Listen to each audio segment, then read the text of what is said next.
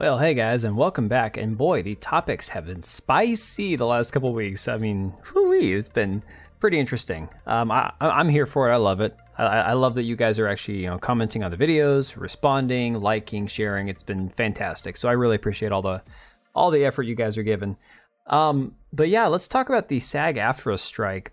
Basically, long and the short of it, right now ain't nothing happening in Hollywood, except if it's, I believe, in the UK. I'm pretty sure you can still film in the UK, provided there's like nobody.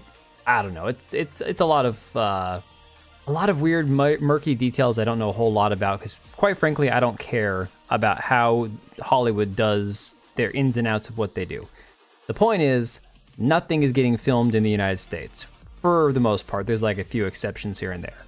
So we are going to have a massive drought in a couple of years of just no new movies, which I'm actually a big fan of. I think that's a great thing, because we can go back to just going to the theaters and seeing, oh hell, some of the classic films that we all grew up on, some of the movies that are actually worth watching with people who didn't hate the fans, or at least were, apolitical and decided to keep their mouths shut about their own personal opinions. And so, we got movies that are affected by the strike: Deadpool 3, Gladiator 2, which this one I'm excited to have shut down, because Pedro Pascal I can't stand. And Gladiator 2, why make a sequel? Russell Crowe is dead. Spoiler alert, the movie's 20 years old, or however long it's been out. A bunch of movies I couldn't care less about.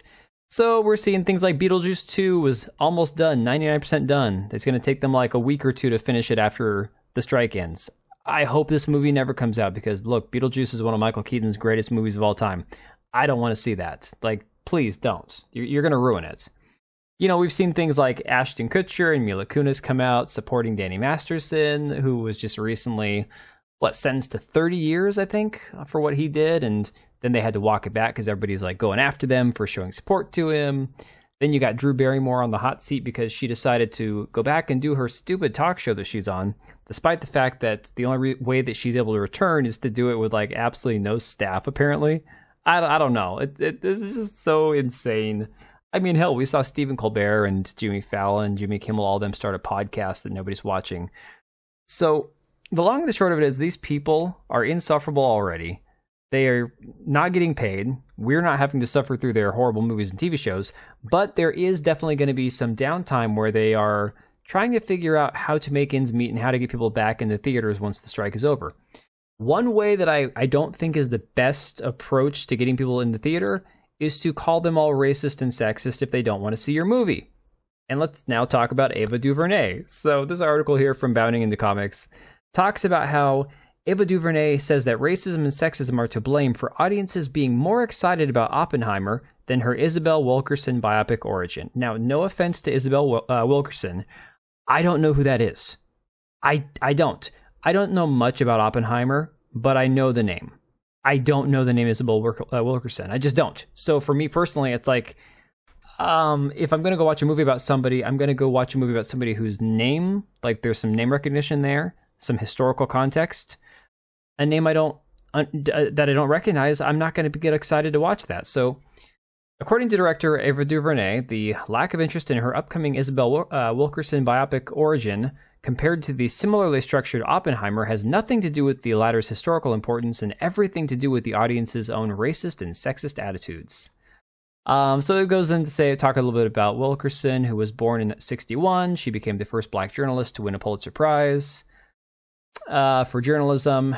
Let's see, she was a 94 winner in the feature writing category, received an award from Columbia, blah, blah, blah. Basically, she's done some, apparently, I don't know, bestseller books. We can call them bestsellers. I don't know about the quality of the books. I've never read them. But it seems like Wilkerson's focus is primarily on civil issues and social constructs of gender and race and caste systems and comparing everybody to evil WW2 Germany. It's like, I'm so over these people. And it's like, there might have been a time and place for it once where you could actually talk about these things honestly and get into discussions about, social context and cultural similarities. But like, honestly, this whole thing's been played out so badly at this point, it just gets to be kind of mind-numbing.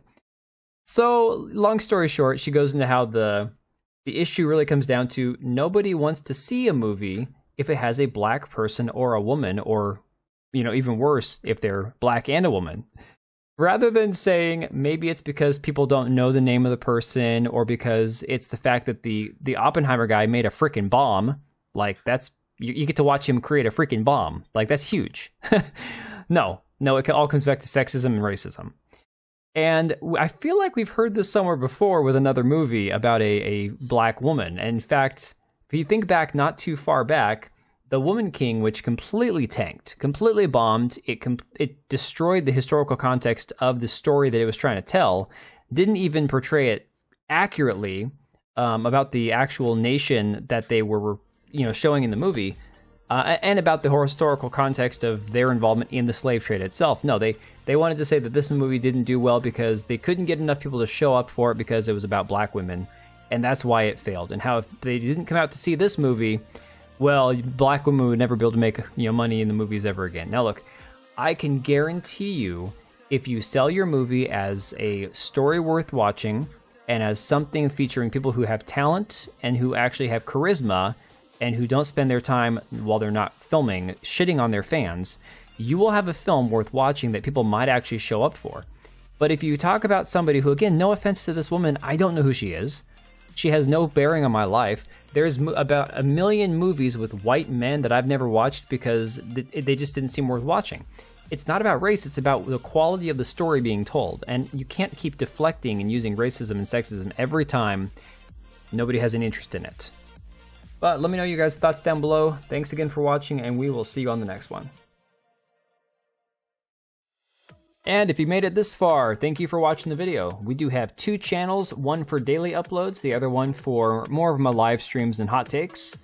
Links to both are down below, as well as the ability to join as a channel member for as little as $3 a month, and that'll greatly help us out. Much appreciated. We also have links to our Etsy accounts down below, as well as our website. We also have Locals and Subscribestar. If you didn't want to support us on YouTube, you can support us through those. Thanks again for being here, and we will see you on the next one.